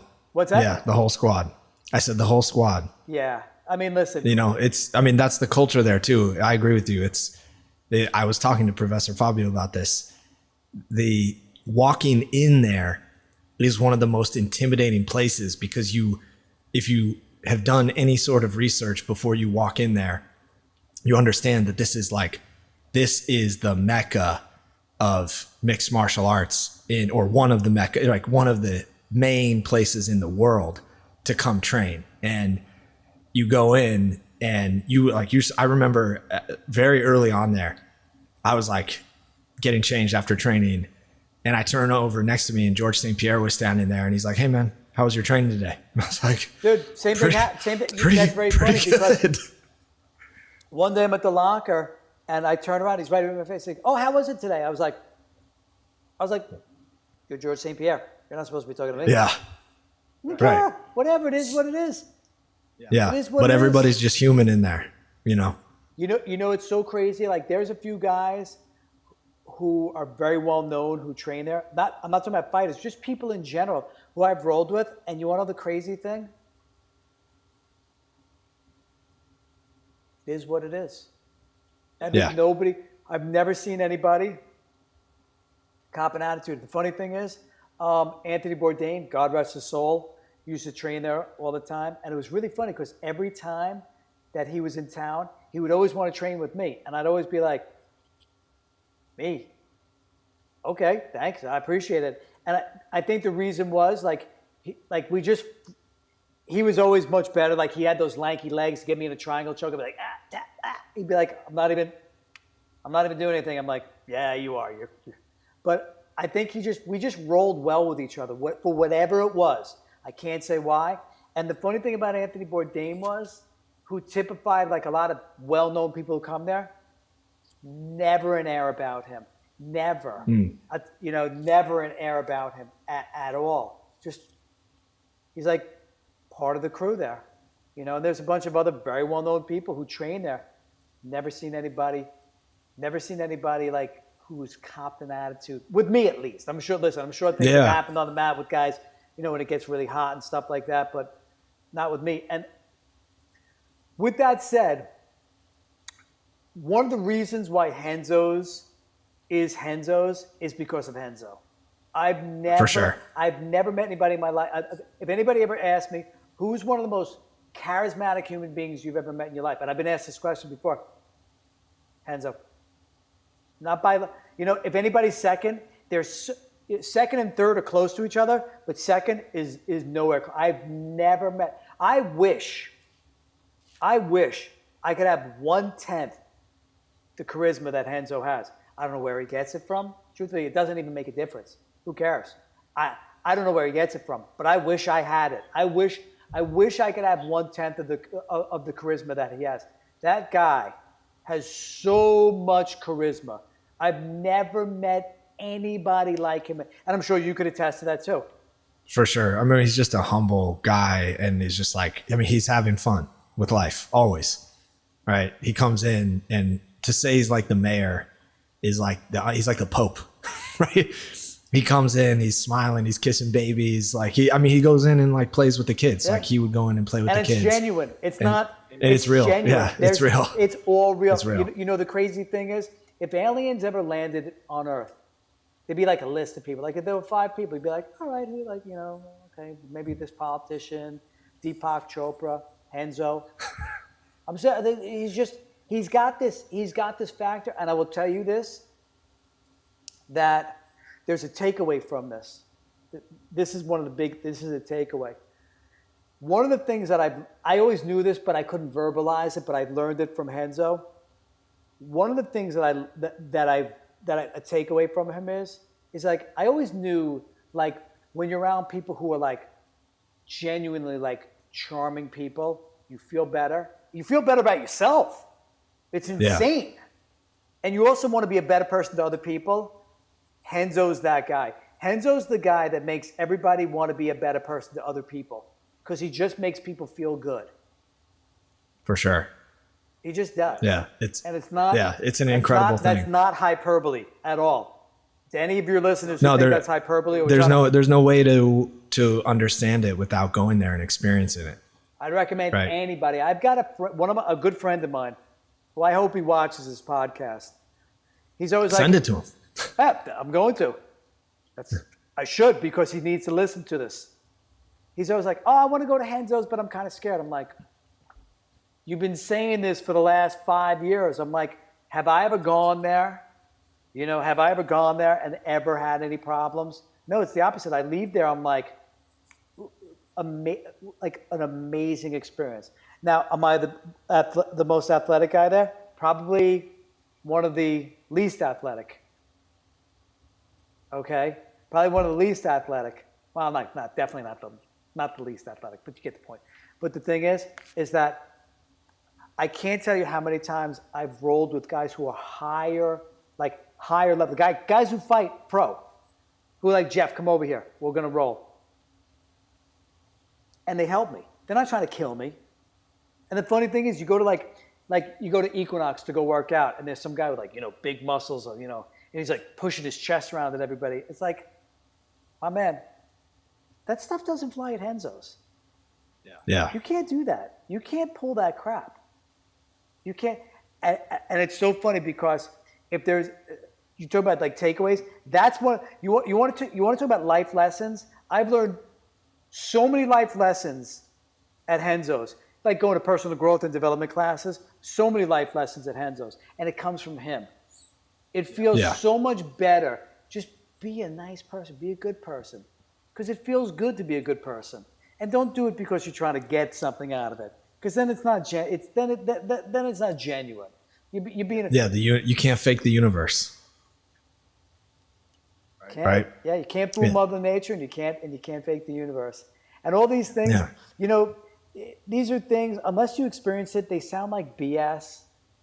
But if you really haven't grown as a person, you talk about like growing and stuff like that. Like, years ago, I was the guy who loved going out on a Saturday night, drinking beers, and 12 beers, sometimes 14. Never wanted to drink any other night of the week. It's just not my thing. That's for the alcoholics to do that every since I'm not an alcoholic, I only drink on Saturday nights. And the thing is that whenever I drank, I was always very polite. I was never aggressive. It's not my personality. But I went through so many stages in my life where, like, you know what? I'd rather get up in the morning, train jiu-jitsu, and just be a better person, because it feels better. And, when you're sitting there on a Saturday night and you're getting pounded and drunk and stuff like that, and doing things that you're probably going to regret, whatever it is, like random hookups and stuff, which really, took me years to realize, like, when you do like a random hookup, it's like, really, like, in the end, like, is it anything? Right. It's not. It's a very empty. Well, What's that?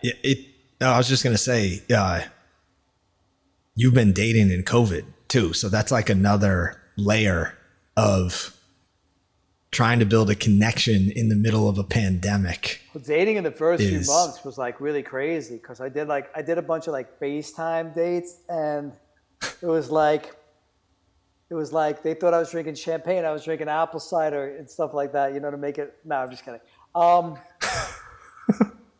Down the hatch. No, it was just, dating during the COVID's been really strange, because the first few months people were like really scared and stuff like that.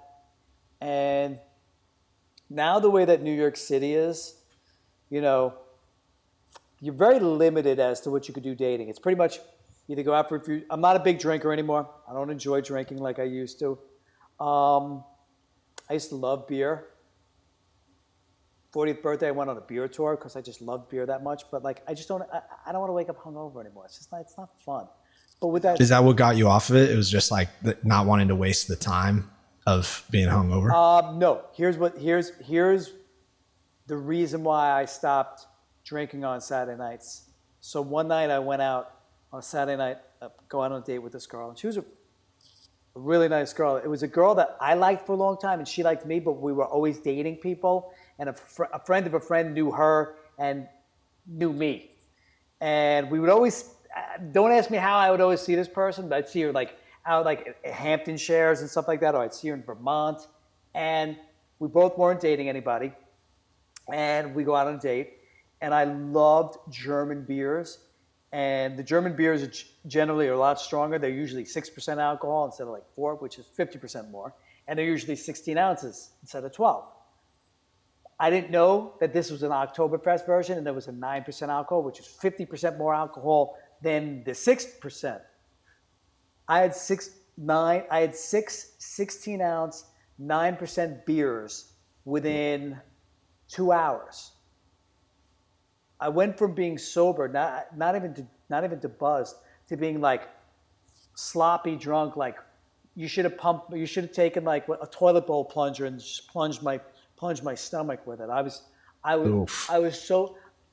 literally got up and I said to the girl like, I'm going home. I was mumbling, and she's like, "What's wrong with you?" I'm like, and I was sober 20 seconds before that. As soon as I stood up, it hit me. As I went home, she actually got me a cab, got in the cab with me to make sure that I got home alive. I got to the front, of course, I don't know if most people know this, but in New York City, most buildings have doormen.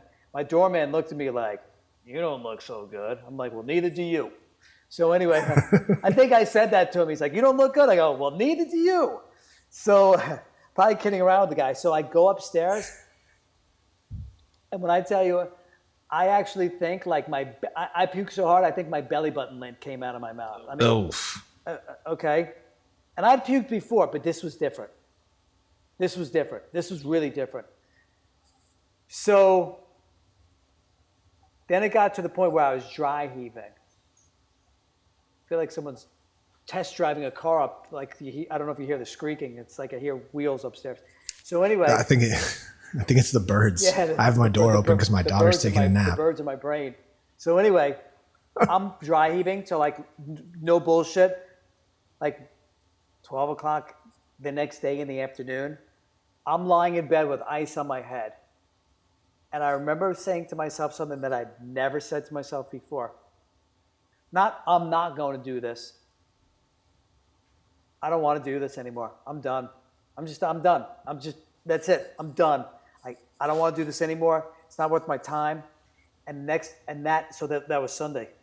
Stayed in bed all day. I had ice on my head here all day. I had the worst headache. If somebody would have said to me, "Here's a shovel and we're going to bury you in the backyard," I would have said, I would have nosedived in. No, I would have done a nice nosedive into that thing, even though I was on the 20th floor. So anyway, the next morning I wake up and I'm like, I can't go to work. I can't go to work like this. I feel like hell. So I called up work and I'm speaking to my office manager. I was like, "Hey, I'm not coming in today." Now that's not like me. I'm not that guy.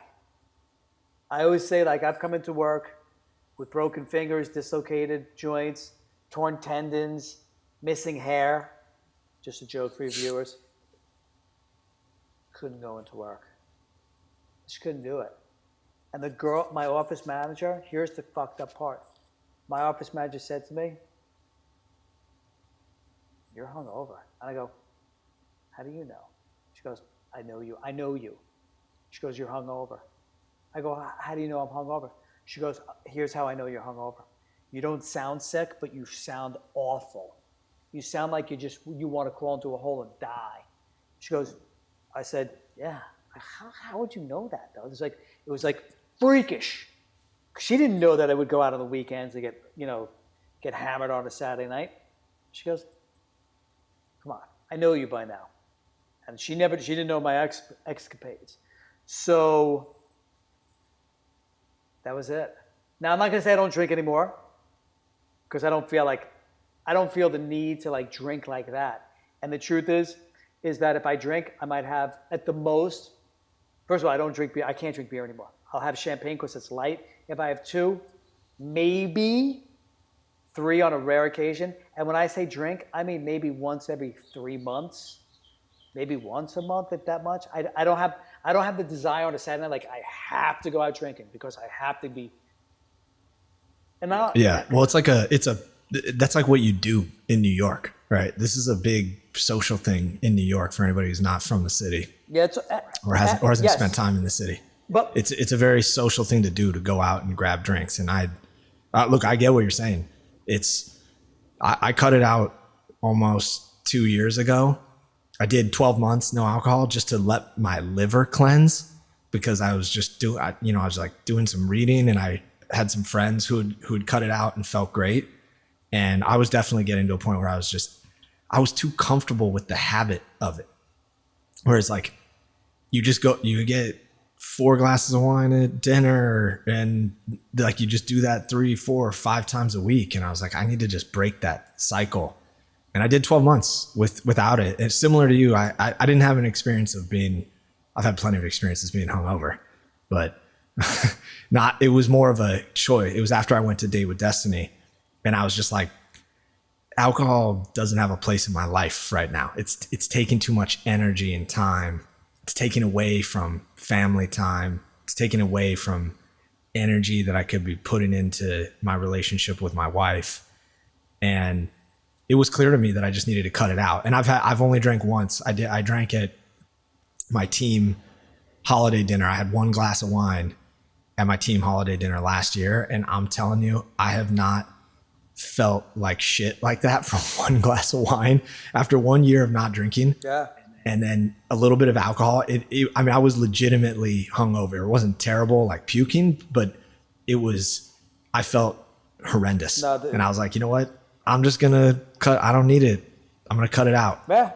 Yeah. Well, I will tell you this. I also do know that in retrospect that I allowed the alcohol to make me think that I was more comfortable than I was.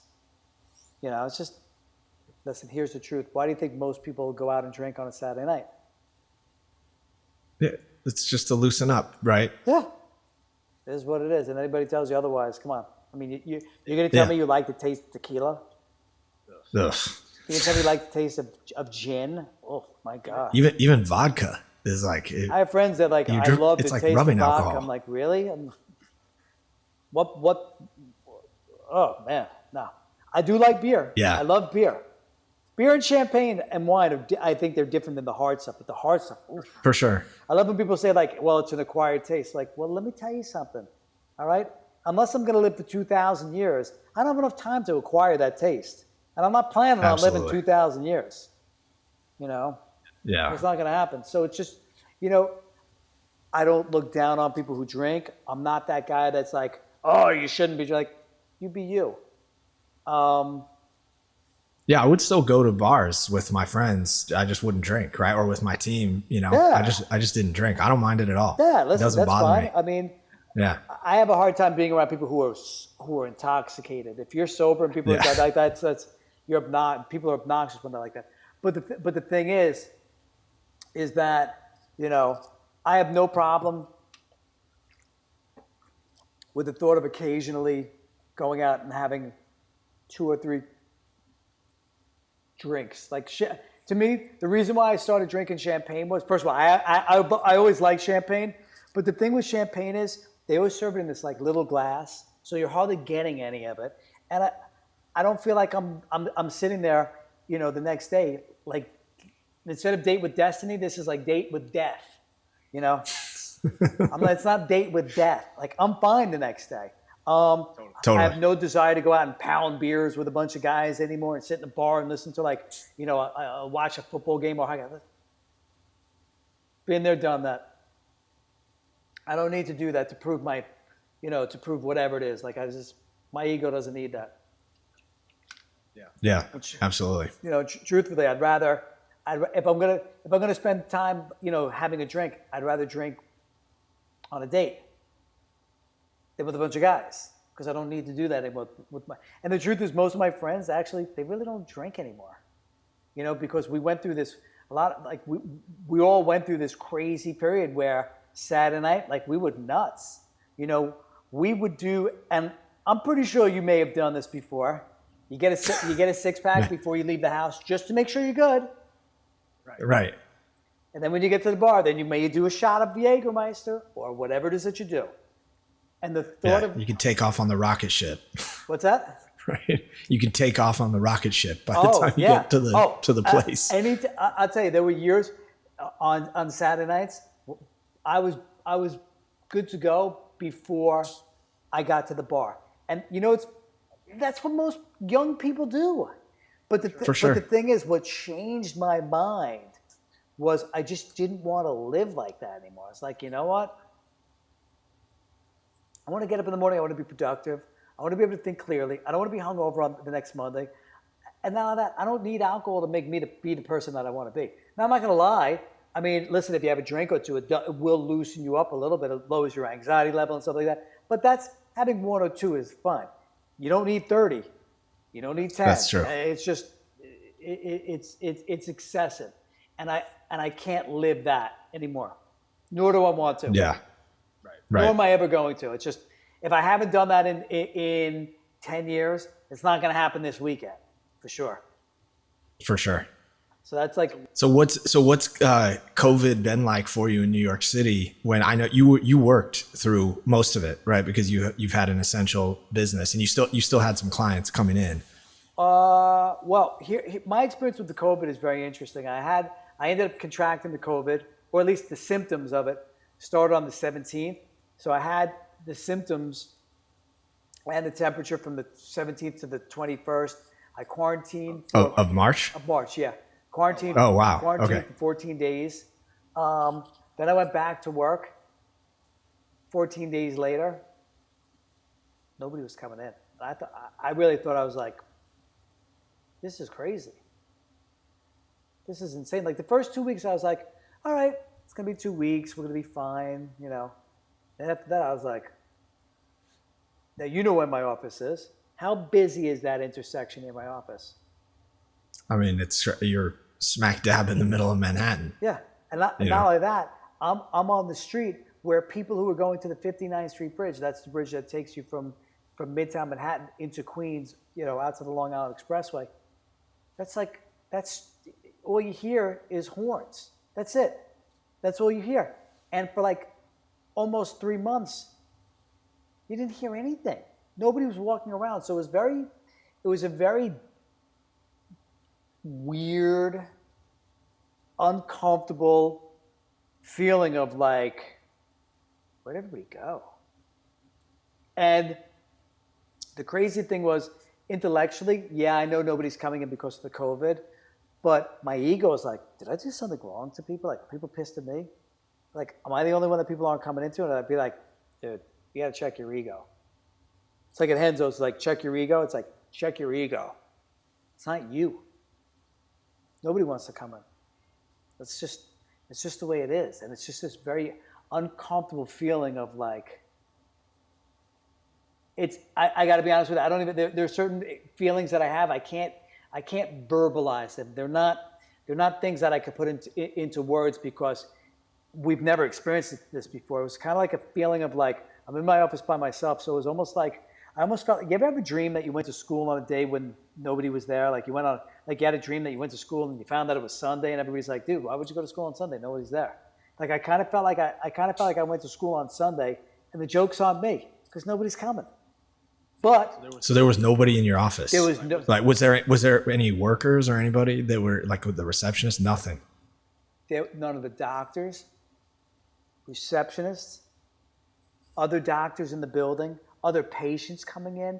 And if you did see somebody, like if they came, it was almost like magnets that repel. It was like, that's like the only way to describe it. It's like, what? Oh, gotta go that. Oh, you're going that way. I'm going this way. It was like like people were repelled against each other. And, you know, the funny thing is like a lot of people joke with me that haven't seen me in a while. They're like, you've lost a lot of weight since the beginning of the COVID. I'm like, yeah, because you know why? Because nothing was open near me. So during lunchtime, like I would have like a protein bar or something like that instead of having like a complete lunch, you know? So it was like a really weird period of my life, not of my life, of everybody's life. I mean, I'm in one of the busiest areas of New York City. You know, there's retail stores around me. Yeah, it's Madison Avenue. Madison Avenue. I mean, you have like really high-end real estate, high-end stores and stuff like that. Not only is there like I would like pull the blinds open. There's nobody across. Well, there are office buildings across from me, and there's always people in there. There's a Sotheby's International Real Estate that there were always people there. There's nobody there. There's nobody upstairs. There's nobody below me. There's nobody driving by. And the occasional person that you see is like one random person, like just with the mask on. And you're like, I felt like I was living inside, like a science fiction drama went awry. Like it was so freaky and so like uncanny. It's like, what the hell is going on? Where is everybody? And I'll be the first to admit it. I don't like getting sucked into drama because it doesn't do anything for me. Oh my God. I was watching every freaking thing. Every update. like, yeah. Oh, on the like, news and stuff. Oh man, everything. Well, you're living in it, right? You're living in the middle. You were in like the eye of the storm. Yeah, New York City was the eye of the storm. It really was. It was the eye of the storm. You know, you hear about all these stories of people being put in the hospital and ventilators and things like that. It's like, and the truth of the matter is at first, nobody knew anything. Like nobody knew. So like, you didn't get on the subway. I didn't get on the subway until like the middle of May, maybe. And then after a while, I was like, listen, man, I gotta live my life. You know, I already had the COVID. I got tested. I was positive for the antibodies. But besides that, it's like, how much longer am I going to not live my life? And I get it. You have to be careful and cautious. I get it. And I was very careful and cautious. But at the same time, it's like, you know, there comes a point. And then slowly what started happening was like I'm realizing a lot of people just moved out of the city. Somebody who's right in front of my face. That timing was impeccable for me. Yeah, I mean, you moved out of the city. I have a lot of foreign patients. It's just what it is. You know, you're in New York City, so I have a lot of foreign patients, and a lot of them left, and then they got stuck where they are. So it's like, money-wise, you're like, oh my God, what am I going to do? What are we going to do? You know, money-wise. But the thing is now, so in May, people started coming in and they were very cautious. And, you know, we took the proper precautions. You know, I mean, I was using, you know, really strong stuff to clean my place out. And I don't think I know anybody who's actually gotten the COVID in months. I don't know anybody. I know people have had effects of it, but I don't know anybody. And now what I'm starting to see is over the past month, I've had a lot of people call me up who have returned back to New York City because they're like, I can't take this anymore. Like they can't take being out of New York City. You know, not only that, that's where your home is. That's your home. Like, you know, everybody knows what's going on in New York City. You know, it's the epicenter, and then there was, you know, you had a lot of, you know, a lot of things went down here. Not worth getting into right now. It's not part of this, you know, the podcast and things like that. But the thing is like I'm starting to get a lot of people who are like, hey, Dr. Jeff, like, are you open? I'm like, yeah, I've been open for months. Been open for like almost 4.5 months. They're like, I've got to come in. I'm going crazy. I just got back. I was in like the Adirondacks for like, I had one patient who went to New Hampshire. She just came back. She went to New Hampshire, I think like March 21st or something like that. It's like, I got to come back. I had a couple that literally just left their apartment about a month ago. I'm like, guys. They stayed in their They apartment the whole stayed time? inside. I said, what'd you do with the garbage? Like, we opened up the door, we left it outside for the porters or doormen. like, guys, that's not Yeah. healthy. You know, you're not getting any vitamin D. Like, and none of that emotionally. So I kind of feel like You never left the city, right? Sorry, I didn't mean to talk over okay. you. You never left the city. I did go to Florida just to see my mom for like a little bit. Okay. But I really think that this has been very trying for a lot of people because there's so many facets. Like, here's a perfect example. There's a cafe that I always get my lunch at in Manhattan, Pret a Manger. I thought it was Pret a Manger, but it was Pret a Manger. Sorry. And I should have known considering I've been to Paris before, Pret a Manger. But needless to say, like, a lot of the Pret a Mangers, they went out of business. So, like, now I'm in that stage right now where I'm like, and if your viewers think I'm being selfish about this, this is fine.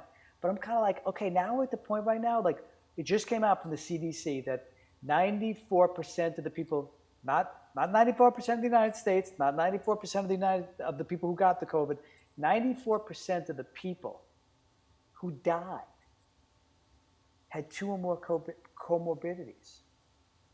So 6%. What does that mean? I don't know. I saw this heart flash, disease, but high blood pressure, autoimmune diseases. You could have, scleroderma or psoriatic arthritis, any kind of autoimmune disease.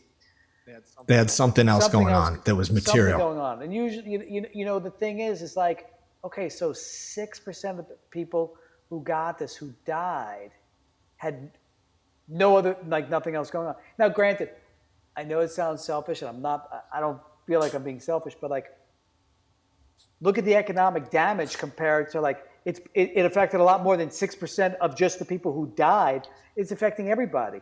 Like, who's not affected? The thing is, if a restaurant goes out of business, all the people who are employed there, and their children and their wives, and then wherever they shop, and then so on and so on, and like, it only magnifies. So, yeah. Unfortunately, I don't think this is going to be. I think the waves created from this haven't even started. You know what I mean? It takes time for it to ripple through the economy, and people are feeling pain for sure right now. Right, and there's plenty of people out of jobs and out of work, so they're not able to go in. I feel like there's something else big that's going to come out of this that nobody's thinking about or predicting. And I'm not sure what exactly it is. I mean, people are talking about commercial real estate. In our portfolio, we have a hotel that's shut down, which isn't great. It'll be fine. It wasn't over leveraged or anything like that. So we're able to manage through it. But I mean, at some point, I think like the small businesses are the biggest risk because you just don't have the cash reserves to deal with something for 6 months. In Hawaii, where I'm at in Hawaii, they just locked down again last week. They locked down again because cases were spiking, a couple hundred people a day, which is I don't know if it's a lot or a little, right? I'm not an expert. I'm not a scientist. I'm not a biologist. I'm not a doctor. It seems like the reaction to it is just so over the top, and it's so inconsistent with everybody that I talk to that I don't know. I mean, at some point our kids have to go back to school. They can't sit on an iPad for 6 hours a day and get the same experience. I see the difference in how they behave. I witness it every day, right? They come off and they're like, you're not learning the same way. Like, I've got a bunch of kids whose parents are patients of mine, but like the kids come in with them, and these are good kids. And there's one kid who mom comes into me, but he comes in with the mom, and the kid wants to go to Harvard. And he said to me, I'm not learning anything. Now, this is a kid who wants to go to Harvard. So if he's a different kind of student, what do you think? How do you think it's affecting everybody else? Yeah, it seems. So is New York still most of my friends that I talk to on a regular basis that are still in New York, they are still they're still working from home in their apartments. They're getting out of the city on the weekends, going for a walk or something, going for a hike, something like this. And on the other side of the coin, the families that our kids went to school with, they pretty much all left, like all of them left New York City for either temporary or permanent. And so I'm wondering just give people a sense of like what it's like in Manhattan right now. You want the truth? Yeah, 100%. I only want the truth.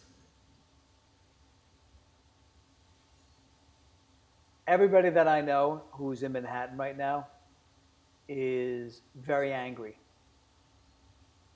They're extremely angry. They're extremely angry at the mayor. I've never seen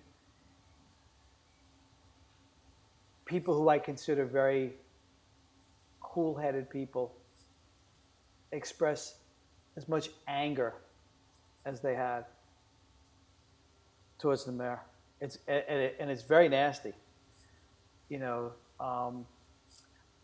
I would say most people, the overall consensus seems to be, listen, for the most part, the research shows that kids don't pass this on to adults. Just going by what I've seen and heard. If one of your viewers says otherwise, no problem. They want their kids back at school. They want their kids socializing with other kids. There's also another facet to it, too. If you're a parent and your kid's at home all day, how are you going to work? Has anybody thought this through? And here we go back to this whole economic thing. The ripple effect from the economic thing. I agree. I don't feel like we've seen it yet. And I don't, economics a hell of a lot more than I do. But that being said, you have another facet over here too.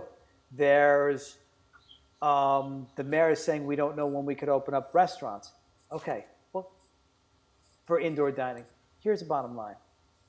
Okay, the numbers are down. You told us to stay at home for 15 days. We stayed at home for 15 days. Okay, at what point are adults going to have to figure out a way to either mitigate risk or take a risk or whatever word however you want to phrase it? We all know what it is. But at what point are we going to say, hey, my man, we've got to get back? Because, it's going to be much worse than the alternative. What do you want, every restaurant to be out of business? Really? Do you understand economics? Because I'm not an economist, but I understand the effect of things collapsing. And so that's every one of my patients coming in, it's very tough. You know what? It's very tough for people not to express their anger. That's one thing. A lot of people in New York City feel that the mayor has dropped the ball and is in way over his head, because a few weeks ago, the mayor made a comment after the governor had said, and I don't know if he was kidding or he was embellishing a conversation that he had with somebody who was probably very influential and wealthy.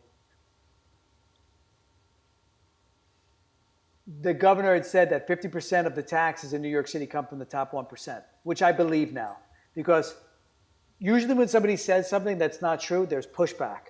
Nobody's pushed back on that concept. So it's probably true. So the Governor Cuomo, came out and said, hey, I'm talking to all the wealthy people out in the Hamptons, come back. I'll buy you a beer. I'll make you a drink. I'll cook you dinner. Where the mayor of New York City basically said, New York City isn't here to cater to wealthy people. It's a fair city for everybody. Well, newsflash, okay? I understand that it's for everybody. New York City is a place of opportunity. If you work really hard, and you really have to work hard to be able to afford to live here.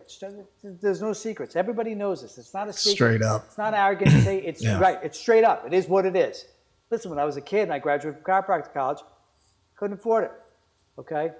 But when you tell wealthy people that we don't need you because you're fair weather friends, newsflash, we do need wealthy people. We need the top 1% to pay the rest of the 50% of the taxes. And when you're insulting people who are wealthy, who've worked there, whether they, quote unquote, some people say wealthy people stole money, which I don't necessarily agree with, but I don't want to get into all these, socio-political, ideas and stuff like that. It's not the forum for it. But whether or not you agree with that, guess what? You need wealthy people to pay the bill. You need someone to pay the bills. We're not, New York City doesn't print money. Only the federal government, the Federal Reserve or the federal bank does. Not the states and not the cities. So if you're going to say something stupid like that, people up in arms. And yeah, well, especially when you pay that much in taxes, right? I mean, the taxes, that was a primary factor for me. That was the original factor that got me thinking about where else I could live in the United States that would be, a nice place for my family, give my kids the opportunity for a great education, and fucking lower my taxes. That's what I was looking to, lower my taxes, because I felt like I was paying so much and I wasn't using any of the infrastructure that that's a luxury that I created for sure. I didn't take the subway because my office was a block from my apartment. I walked my kids to school. I set up my life that way. But when I was talking with my wife about it, we're like, look at how much money we're paying every year in taxes. Just to live in New York, it's an extra 13% or something like that, right? On top of federal. You just add it on top.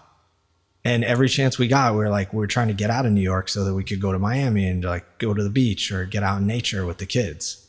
Yeah. So I think I agree with you. I don't know. I mean, our society is going through this massive change by and large as Americans, right? Nobody predicted this scenario.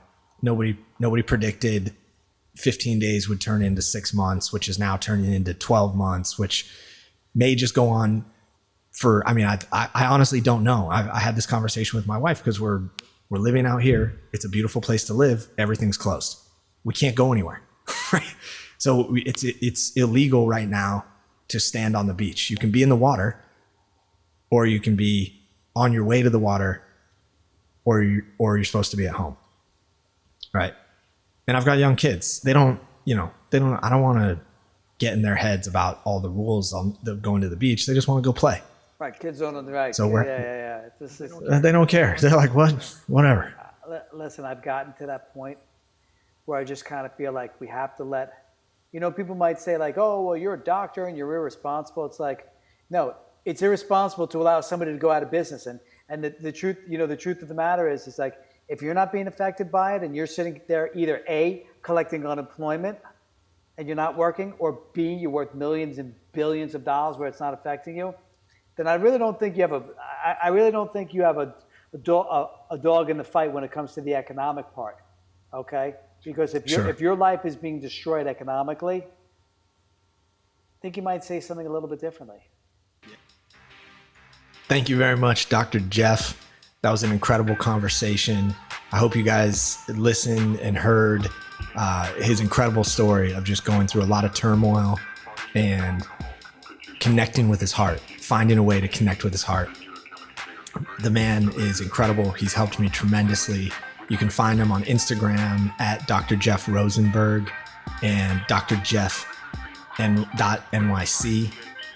We'll post those links in the YouTube below and in the podcast notes. Appreciate it. Appreciate Dr. Jeff's time. And I want to send a shout out to Chris Williams, who also is a major part of the production of this show. Thank you very much, Chris. You are a superstar. Peace out, everybody. Love you guys.